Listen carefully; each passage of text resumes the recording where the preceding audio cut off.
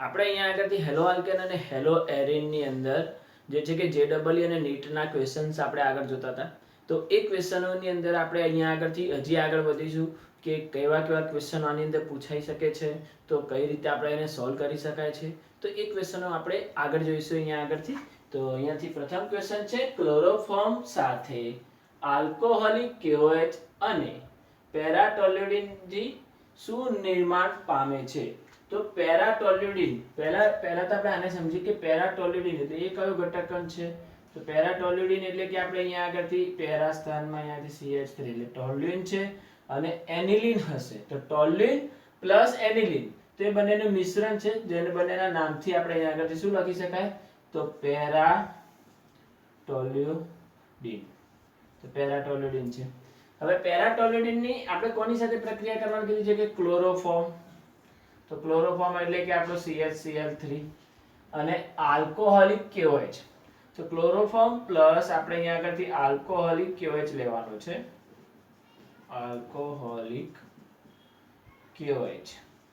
તો KOH જે છે કે આલ્કોહોલિક KOH અને ક્લોરોફોર્મ ની આપણે એનિલિન સાથે જ્યારે પ્રક્રિયા કરીએ છીએ તો એ પ્રક્રિયા જે છે કે કાર્બાઇલ એમાઇન કસોટી છે. એની અંદર 3 મોલ KOH વપરાય છે અને એ કાર્બાઇલ એમાઇન કસોટી છે. અને થોડું અહીંયા આગળથી જે છે કે આ પ્રક્રિયા કરતા તો અહીંયા આગળથી 3 મોલ KCl દૂર થઈ જશે. 3 મોલ KCl અહીંયા આગળથી દૂર થાય છે.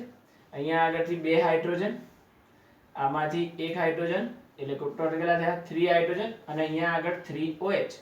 તો અહીંયા આગળથી 3 મોલ H2O દૂર થશે. તો આ 3 હાઇડ્રોજન અને આ 3 OH.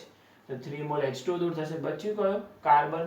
તો કાર્બન અંદર જોડાઈ જાય છે. તો કાર્બન અંદર જોડાય તો અહીંયા આગળ CH3. અહીંયા કોણ બચ્યું હતું? નાઇટ્રોજન. અને અહીંયા આગળથી કોણ આવ્યો? કાર્બન. C. તો અહીંયા આગળથી આ આઇસોસાયનાઇડ પ્રોડક્ટ આપે છે. તો આઇસોસાયનાઇડ જે છે કે નિપજ આપણે અહીંથી બનાવી શકાય છે. તો આ રીતે જે છે કે આપણે અહીંયા આગળથી પ્રક્રિયા કરીએ તો આઇસોસાયનાઇડ પ્રોડક્ટ જે છે કે આપણને A ની અંદર મળે છે NC, યાની કે આઇસોસાયનાઇડ નિપજ આપણને મળે છે. તો આપણો આયરો આન્સર જે છે કે આવશે અહીંયા આગળથી કે આ પ્રક્રિયા કાર્બાઇડ એમાઇન કસોટી કહેવાય છે. કાર્બાઇડ એમાઇન કસોટી. આ કાર્બાઇડ એમાઇન કસોટી જે છે કે પ્રાથમિક એમાઇનની પરખ માટે કરવામાં આવતી હોય છે. તો આ કાર્બાઇડ એમાઇન કસોટી છે. ત્યારબાદ બીજી પ્રક્રિયા અહીંયા આગળ છે કે 2 બ્યુટેનોન માંથી પ્રોપેનોઇક એસિડ. 2 બ્યુટેનોન માંથી પ્રોપેનોઇક એસિડનું સંશ્લેષણ કરવા માટે સૌથી સારો પ્રક્રિયા કયો છે? તો આપણે પ્રક્રિયકની પસંદગી કરવાની છે. તો પહેલા તો બંધારણ બનાવીએ. તો આ સંયોજન આપણો અહીંયા આગળથી થઈ ગયો 2 બ્યુટેનોન. 2 બ્યુટેનોન. હવે 2 બ્યુટેનોન માં આપણી જોડે અહીંયા આગળ કોણ છે? કીટોન છે. હવે એ કીટોન ને આધારે આપણે અહીંયાથી નિપજ કઈ બનાવવાની છે? તો પ્રોપેનોઇક એસિડ.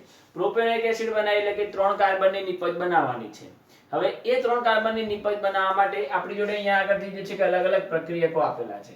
એ પ્રક્રિયકોમાંથી કયા પ્રક્રિયકની પસંદગી કરીશું આપણે? હવે પ્રક્રિયાને આધારે તો જોઈએ ને તો આની અંદર બી જે છે કે પ્રક્રિયા થાય. તો K2Cr2 7 H2SO4 એટલે આનું ઓક્સિડેશન થઈ જશે, આ બંધ તૂટી જશે અને એના આધારે નિપજ બનતી હોય છે. KMnO4 અને NaOH છે. AgNO3 અને H2O છે. I2 અને NaOH છે. પરંતુ આ બધાની અંદર જે છે કે સૌથી સારો આપણે પ્રક્રિયક કયો હોઈ શકે? તો આ બધાની અંદર સૌથી સારો પ્રક્રિયક એ હોઈ શકે કે જે અહીંયા આગળથી આનું સહેલાઈથી અહીંયાથી ઓક્સિડેશન કરી શકે અને સહેલાઈથી એને પ્રોડક્ટમાં રૂપાંતર પામી શકે. તો એની માટે આપણે જે છે કે આવી પ્રક્રિયાઓમાં કાર્બોક્સિલિક એસિડ બનાવવા માટે સૌપ્રથમ આપણે એક ક્ષાર બનાવીએ છીએ.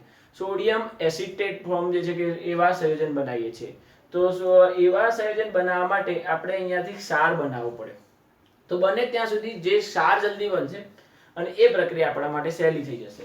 તો આ પ્રક્રિયા જે છે કે જેની અંદર આપણે અહીંયા આગળથી I2 NaOH છે. તો I2 NaOH સાથે પ્રક્રિયા કરીએ છીએ તો આપણને અહીંયા આગળથી એક ક્ષાર મળે છે. તો I2 અને NaOH. તો I2 અને NaOH સાથે પ્રક્રિયા કરતા આપણને અહીંયા આગળથી CH3 CH2 C double bond O અને અહીંયા આગળથી ઓર્ગેનિક કમ્પાઉન્ડ છે એટલે અહીંયા આગળથી O NaO કમ્પાઉન્ડ જે છે કે અહીંયા આગળ જોડાશે. તો અહીંયા આગળથી O Na તો અહીંયા આગળથી આયરો બંધ તૂટે છે. આપણે અહીંયા આગળથી આગળ ચર્ચા કરેલી છે કે NaOH નું બંધ જે છે કે NaOH નો બંધ કઈ રીતે તૂટે છે?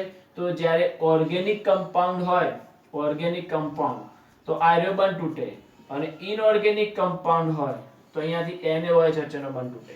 તો આપણે અહીંયા આગળ જાણીએ છીએ એ પ્રમાણે કે ઓર્ગેનિક કમ્પાઉન્ડ હોય તો NaO બંધ તૂટશે અને OH વચ્ચેનો બંધ તૂટશે, અને ઇનઓર્ગેનિક કમ્પાઉન્ડ હોય તો NaOH, એટલે અહીંયા આગળથી આ બધો બંધ આયન છૂટો પડે, Na+OH- છૂટા પડે. અહીંયા આગળથી જે છે કે આ માઈનસ અને આ પ્લસ છૂટો પડે. તો આ રીતે અહીંયા આગળથી ઓર્ગેનિક અને ઇનઓર્ગેનિક કમ્પાઉન્ડને આધારે આપણે અહીંથી બંધ તોડતા હોઈએ છીએ. તો હંમેશા NaOH માં તમારે અહીંયા આગળથી આ રીતનો બંધ તોડવાનો કે જ્યારે ઓર્ગેનિક કમ્પાઉન્ડ પ્રેઝન્ટ હોય ત્યારે. તો અહીંયા આગળથી આ રીતે એસિડ બનશે. હવે સોરી, એક ક્ષાર બને છે, એક ક્ષારની એસિડ સાથે પ્રક્રિયા કરી દો. તો ક્ષારની એસિડ સાથે પ્રક્રિયા કરી દેતા તમને અહીંયા આગળથી તમારી નિપજ મળી જશે. તો HCl ના ઉમેરી દો તો NaCl દૂર થઈ જાય. ધારો કે અહીંયાથી H+ માં HCl ઉમેરી દો તો NaCl દૂર થઈ જાય, H જે છે કે અંદર દાખલ થઈ જાય. તો આ રીતે અહીંયાથી પ્રક્રિયા થઈને અહીંયાથી પ્રોપેનોઇક એસિડ તમે બનાવી શકો છો. 3rd નંબરનો ક્વેશ્ચન છે 2-મિથાઇલ બ્યુટેન પર મોનોક્લોરિનેશનની પ્રક્રિયા થતા કુલ કેટલા કિરાલ સંયોજનો ઉદ્ભવે છે? તો પહેલા આપણે એને બંધારણ બનાવીએ 2-મિથાઇલ કીટોન. તો અહીંયા આગળથી CH3 સોરી 2-મિથાઇલ બ્યુટેન છે તો CH2CH3. તો 2-મિથાઇલ બ્યુટેન. હવે 2-મિથાઇલ બ્યુટેનને આપણે ક્લોરિનેશન કરવાનું છે. મોનોક્લોરિનેશન કરીએ એટલે આપણે અહીંયા આગળથી સૂર્યપ્રકાશની હાજરીમાં Cl2 સાથે પ્રક્રિયા કરીશું. તો આપણે અહીંયાથી લખીએ Cl+Cl2 સૂર્યપ્રકાશની હાજરીમાં. તો HCl આપણે રિમૂવ થાય. તો અહીંયા આગળથી જે છે કે કેટલી પ્રોડક્ટો બની શકે? તો જેટલા બી કાર્બન છે તો દરેક કાર્બન ઉપરથી આપણે જે છે કે ક્લોરિનેશન કરીને પ્રયત્ન કરીએ કે કેટલી નિપજો બનાવી શકીએ. ધારો કે અહીંયા આગળથી આપણે ક્લોરિનેશન કરીએ તો અહીંથી H અને અહીંથી Cl જાય તો પહેલી પ્રોડક્ટ આપણને શું મળે? તો એ પ્રોડક્ટ આપણને મળે અહીંયા આગળથી Cl, CH2, C, CH3, CH2, CH3. તો આ એ પ્રોડક્ટ મળે. હવે અહીંથી C એક હાઇડ્રોજન ગયો અથવા અહીંથી ગયો તો બંનેમાં તો સરખું જ પડવાનું, કેમ કે આ કાર્બન સાથે જોડાયેલા છે અને સમાન ચેન છે. એટલે અહીંયા આગળથી ક્લોરિનેશન કરો તો બી આ જ નિપજ મળશે અને અહીંથી કરશો તો બી આ જ નિપજ મળશે. સેકન્ડ નંબરના કાર્બન ઉપર જો આપણે ક્લોરિનેશન કરીએ, અહીંયા ધારો કે H છે, સેકન્ડ નંબરના કાર્બન ઉપર તો CH3, C, CH3, Cl, CH2, CH3. તો આ સેકન્ડ પ્રોડક્ટ બનશે. થર્ડ પ્રોડક્ટ માટે વાત કરીએ તો અહીંયા આગળથી થશે CH3, C, CH3, CH, Cl, એટલે આપણે H ઉપર લખી શકાશે H અને CH3. અને ચોથી પ્રોડક્ટની વાત કરીએ તો આની સાથે અહીંયા આગળ જોડાશે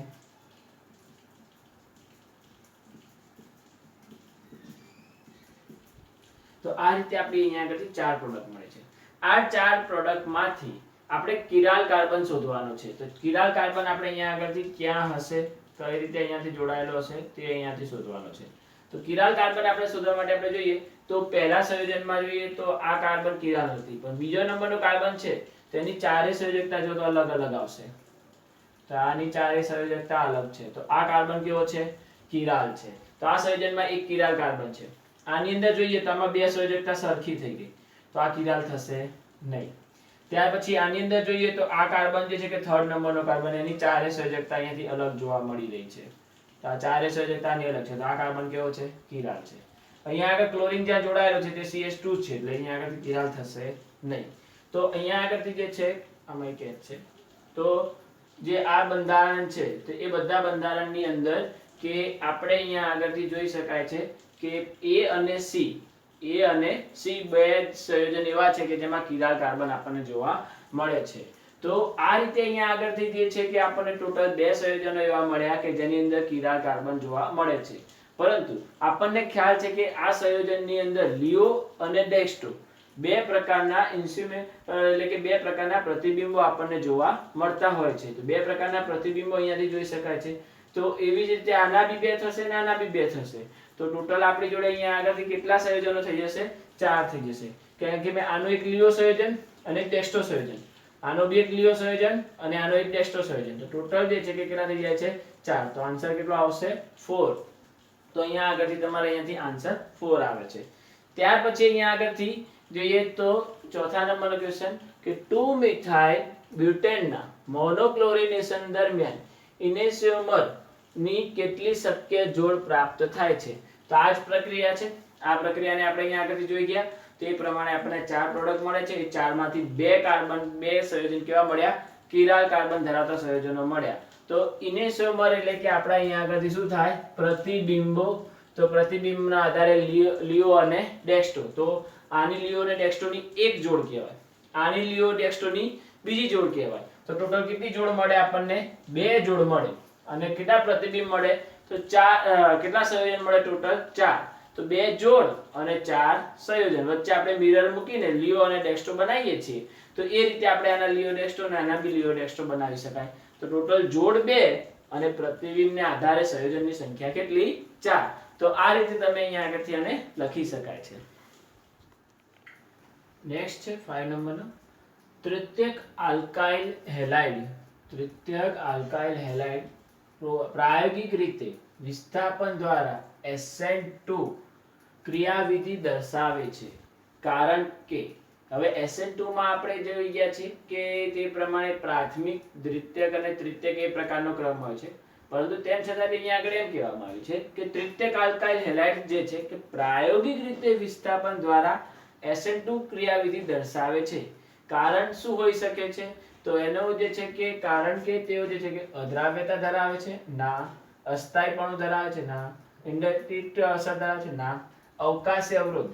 અહીંયા આગળથી જે છે કે SN1 અને SN2 જે છે કે અવકાશી સમઘટકો ઉપર આધારિત છે. જેના હિસાબે આપણે અહીંયા આગળથી કહી શકાય કે જે અહીંયા આગળથી તૃતીયક આલ્કાઇલ છે તેના હિસાબે અવકાશી અવરોધ શું થશે? અહીંયા આગળથી વધશે. એટલે આપણો જવાબ કયો આવશે? અહીંયા આગળથી ડી જવાબ આવશે કે અવકાશીય અવરોધ. અવકાશીય અવરોધને કારણે જ આ ઘટના બની શકે છે. તો તૃતીયક આલ્કાઇલ હેલાઇડ જે છે કે પ્રાયોગિક રીતે વિસ્થાપન દ્વારા SN2 ક્રિયાવિધિ દર્શાવી શકાય છે. પરંતુ એની માત્રા કેવી હશે? આપણે પહેલા કરતા ઓછી જોવા મળતી હોય છે. ત્યારબાદ જોઈએ તો અહીંયાથી રાસાયણિક પ્રક્રિયા આપેલી છે. તો રાસાયણિક પ્રક્રિયામાં CH3 CH2 NH2 એટલે આ થયો તમારો પ્રાથમિક એમાઇન. તો આપણે અહીંયા આગળની પ્રક્રિયા લખીએ કે ધારો કે CH3 CH2 NH2. તો આ થયો ઇથેન એમાઇન. ઇથેન એમાઇન આપણો પ્રાથમિક એમાઇન છે. એની આપણે CHCl3 યાની કે ક્લોરોફોર્મ પ્લસ 3 મોલ KOH સાથે પ્રક્રિયા કરીએ છીએ. તો અહીંયા આગળથી 3K અને અહીંયાથી 3Cl એટલે છૂટું શું પડે? તો 3 મોલ KCl પ્લસ અહીંયા આગળથી જોઈએ તો આ OH H અને આ 2H. તો 2H અને 1H એટલે ટોટલ કેટલા H થયા? 3H અને 3OH એટલે પ્લસ 3 મોલ H2O. અને મેઇન પ્રોડક્ટ આપણી જે બચી તો મેઇન પ્રોડક્ટ આપણી બચી CH3 CH2N અને અહીંયા આગળથી કોણ બચ્યું? કાર્બન. તો C. તો આઇસોસાયનાઇડ ઇથેલ આઇસોસાયનાઇડ કહી શકાય. તો ઇથાઇલ આઇસોસાયનાઇડ જે નિપજ બને છે તો આ આઇસોસાયનાઇડ નિપજ બની, KCl મળ્યો અને H2O મળ્યો. તો આપણે અહીંયા આગળથી જે છે કે H2O આપેલો છે તો આ તો આપેલું છે. હવે A અને B પ્રોડક્ટ ઓળખવાની છે. તો A પ્રોડક્ટ આ થઈ ગઈ, B પ્રોડક્ટ આ થઈ ગઈ.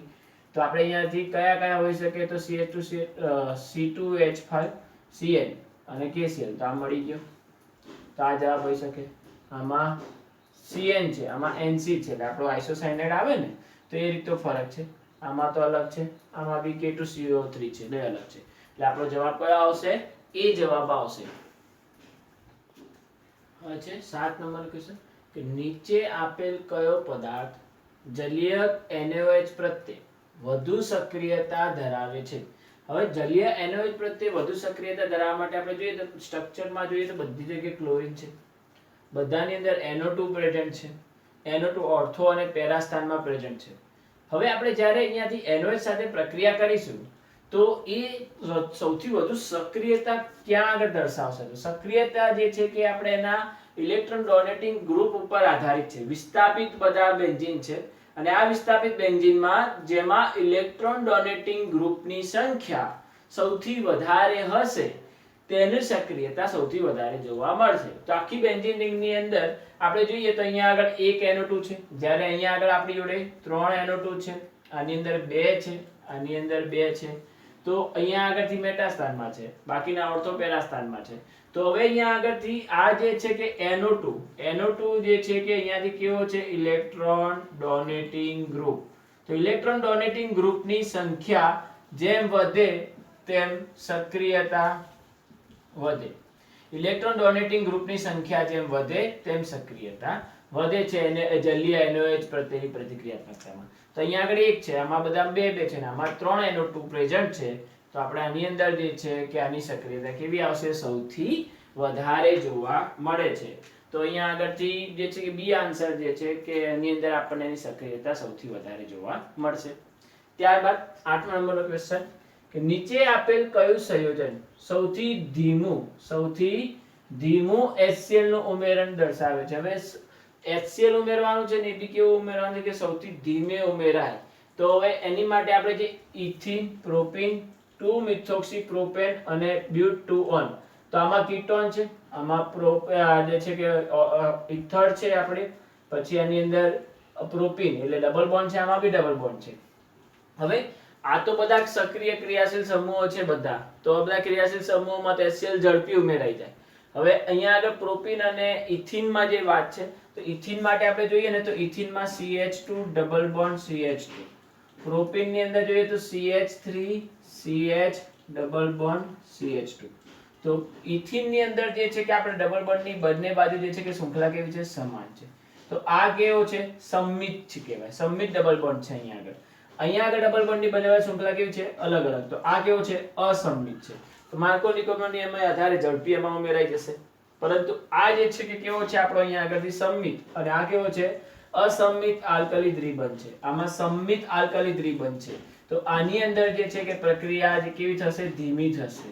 તો સમમિત ની અંદર પ્રક્રિયા ધીમી થાય છે, જ્યારે અસમમિતમાં પ્રક્રિયા ઝડપી થઈ જાય છે. એમાં ફિક્સ થઈ ગયું કે અહીંયા આગળ જ Cl જોડાશે અને અહીંયા આગળ જ H જોડાશે. તો એના હિસાબે અહીંયા આગળથી પ્રક્રિયા ઝડપી થઈ જશે, જ્યારે આની અંદર પ્રક્રિયા કેવી થશે, ધીમી થાય છે. તો અહીંયા આગળ HCl ઉમેરવાની જે પ્રક્રિયા છે તે સમમિત દ્વિબંધની અંદર ધીમી જોવા મળે, જ્યારે ઇથર અને કીટોનમાં તો આપણને વધારે જોવા મળતી હોય છે. હોય છે 9 નંબરનો ક્વેશ્ચન, આપેલ પ્રક્રિયાની શ્રેણીમાં નિપજ બી કઈ હશે. હવે સાયક્લોહેક્ઝેન આપે છે એની પર COOAG. તો આ રીતનું એક સંયોજન આપેલો છે, એક પ્રકારનો ક્ષાર કહેવાય. હવે આની જે છે કે આપણે અહીંયા આગળથી Br2 અને KOH સાથે પ્રક્રિયા કરવાની છે. તેની સાથે આપણે જો અહીંયા આગળ પ્રક્રિયા કરીએ છીએ કે ધારો કે અહીંથી COOAG જે છે એની Br2 અને KOH સાથેની પ્રક્રિયા. તો આ પ્રક્રિયા જે છે કે એ પ્રક્રિયાનું નામ છે બોરોડિન હંસ ડાયકેર પ્રક્રિયા. અને એના મદદથી આપણને જે છે કે નિપજ કઈ મળે છે, તો અહીંયા આગળ Br આવી જાય છે. તો અહીંયા આગળ ડાયરેક્ટલી આપણને Br જોવા મળતો હોય છે. હવે આ પ્રક્રિયાને આધારે આપણે અહીંયા આગળથી આલ્કોહોલિક KOH સાથે પ્રક્રિયા કરો. Alcoholic KOH. તો આલ્કોહોલિક KOH સાથે પ્રક્રિયા કરીએ તો આપણે કઈ પ્રક્રિયા થાય, બીટા વિલોપન. તો અહીંયા બીટા સ્થાન ઉપરથી હાઇડ્રોજન જશે, આ આલ્ફા સ્થાન થશે, આ બીટા સ્થાન થશે, અને અહીંયા આગળથી હેલોજન જશે. તો એના હિસાબે ત્યાં આગળ શું આવી જશે, ડબલ બોન્ડ આવી જાય છે. તો ડબલ બોન્ડ આપણને અહીંયાથી જોવા મળતો હોય છે. તો એના હિસાબે આપણો જવાબ કયો આવશે, તો સી આન્સર જે છે કે આપણને જોવા મળે, સાયક્લોહેક્ઝીન આન્સર આવશે. ત્યારબાદ જે છે 10 નંબરનો ક્વેશ્ચન, ઇથાઇન છે CH ટ્રિપલ બોન્ડ CH ની HCl સાથે પ્રક્રિયા કરો. તો HCl સાથે પ્રક્રિયા કરો, HCl અંદર ઉમેરીએ તો એક જગ્યાએ H, આ પાઈ બંધ તૂટે, એક જગ્યાએ H અને એક જગ્યાએ Cl. તો CH2 ડબલ બોન્ડ CH અને એક અહીંયા આગળ Cl પ્રેઝન્ટ થાય તો આ Cl પ્રેઝન્ટ થયો. તો આ રીતે પ્રક્રિયા થાય છે. ત્યારબાદ એને આપણે અહીંયા આગળથી કોની સાથે પ્રક્રિયા કરીએ છીએ, તો જલીય KOH સાથે. જલીય KOH સાથે પ્રક્રિયા કરો એટલે કે Cl દૂર થાય અને OH અંદર દાખલ થાય. તો CH2 double bond CH OH. આ જે છે કે ઇન અને અહીંયા આગળ ઓલ, તો આ સ્વરૂપ કયો કહેવાય, ઇનોલ સ્વરૂપ છે. તો આ જે સંયોજનનું સ્વરૂપ છે એ ઇનોલ સ્વરૂપ છે. હવે ઇનોલ ની અંદર આપણે જે છે કે ચલ રૂપકતા આપણને ખ્યાલ છે તે પ્રમાણે, તો અહીંયાથી OH અહીંયા આગળ જશે, ડબલ બોન્ડ અહીંયા જતા રહેશે. તો એના હિસાબે જે છે કે CH3 CH double bond O. તો આ રીતની જે છે કે આપણને પ્રોડક્ટ મળે છે. તો કાર્બોનિલ બંધ બની જશે. અહીંયા આગળથી ઇનોલ માંથી કયો બંધ બની ગયો? કાર્બોનિલ બંધ. ફરી પાછો આમાં રૂપાંતર પામે તો બંને વચ્ચે સતત જે છે કે એકબીજામાં સમરૂપકતા જોવા મળે, ચલરૂપકતા જોવા મળે છે. તો બંને એકબીજામાં સતત રૂપાંતર પામતા હોય છે. તો એના હિસાબે આપણે જે આન્સર હોઈ શકે તો અહીંયા આગળ CH3CHO, અહીંયા આગળ બીજી સંયોજકતા નથી, એની જગ્યાએ હાઇડ્રોજન હતો એટલે અહીંયા આગળથી આ કઈ નિપજ બની ગઈ? આલ્ડીહાઇડ. જો અહીંયા કોઈ આલ્કેન ચેન હોત તો આ કીટોન બનત, પરંતુ અહીંયા આગળથી આ હાઇડ્રોજન છે એટલે આપણે આ પ્રોડક્ટ કઈ બની ગઈ? આલ્ડીહાઇડ. તો આલ્ડીહાઇડ એટલે કે CH3CHO. તો આન્સર કયો આવશે? ડી આન્સર આવશે. આની અંદર જોઈએ તો બે OH આવી ગયા છે બે જગ્યાએ, એટલે આ આન્સર આવી શકે નહીં. અહીંયા આગળ ડબલ બોન્ડ છે, અહીંયા ટ્રિપલ બોન્ડ છે. તો એના હિસાબે જે છે કે આપણો આલ્ડીહાઇડ વાળી જે પ્રોડક્ટ છે તે આવી શકે છે. તો આરે જો ઓપ્શનમાં હોત તો આ બી આપણે આવી શકે, પરંતુ આ નથી. તો આનું જે છે કે ચલ રૂપકતાનું જે સ્વરૂપ છે એ આપણે અહીંયાથી આન્સરમાં લખવાનું છે. 11 નંબરનો ક્વેશ્ચન. તો CH2Cl Cl છે અને KCN સાથે પ્રક્રિયા કરવાની છે. હવે KCN સાથે આપણે જો પ્રક્રિયા કરીએ તો અહીંયા આગળથી બે Cl પ્રેઝન્ટ છે. અહીંયા આગળ ટોટલ બે Cl અહીંયાથી પ્રેઝન્ટ છે. આ બંને Cl માં અહીંયાથી ફરક શું છે? તો અહીંયા આગળથી બંને Cl માં આ જે કાર્બન છે તો આ જે Cl જોડાયેલો છે એ sp3 સંકરણ ધરાવતો કાર્બન છે અને આ જે કાર્બન છે એ sp2 સંકરણ ધરાવતો કાર્બન છે. તો જેના હિસાબે જે છે કે પ્રક્રિયા KCN સાથે સૌથી સહેલાઈથી ક્યાં થશે? તો sp2 સંકરણ ધરાવતા કાર્બન સાથે સહેલાઈથી થઈ જાય છે. તો sp2 સંકરણ ધરાવતા કાર્બન સાથે આપણને પ્રક્રિયા સહેલાઈથી થશે. તો CH2Cn અહીંયા આગળ આવશે અને અહીંયા Cl જે છે એમના એમ રહેશે. તો અહીંથી K અને અહીંથી Cl એટલે કયો દૂર થશે? KCl. આ દૂર થશે નહીં, આ એમના એમ જ રહેશે, આર્યો દૂર થઈ જશે કેમ કે sp2 સંકરણ ધરાવતા કાર્બન સાથે જોડાયેલો છે. તેથી આપણો જવાબ કયો આવશે? તો ડી આન્સર આપણો જોવા મળે છે. તો CH2Cn અને Cl જે છે કે જે આ છે ત્યાં જ રહેશે. 12 નંબરનો question. CH3 CH2 CH Br CH3 એની KOH સાથે અને ઇથેનોલ છે. તો ઇથેનોલ સાથે આપણે એની પ્રક્રિયા કરીએ. આ પ્રક્રિયા કઈ થશે? બીટા વિલોપન. બીટા વિલોપનની અંદર જોઈએ તો Br જે કાર્બન થી જોડાયેલો છે આલ્ફા, એની બાજુમાં કેટલા બીટા આવશે? તો બે બીટા. આની બાજુવાળો આ બી છે અને આ બી છે. તો અહીંયા આગળ ટોટલ કેટલા બીટા પ્રેઝન્ટ છે? બે બીટા પ્રેઝન્ટ છે. તો આપણને કેટલી પ્રોડક્ટ મળી શકે અહીંયા આગળથી? તો બે પ્રોડક્ટ મળી શકે. તો બે પ્રોડક્ટ ની અંદર અહીંયા આગળથી જે આપણે K અને Br છૂટો પડશે.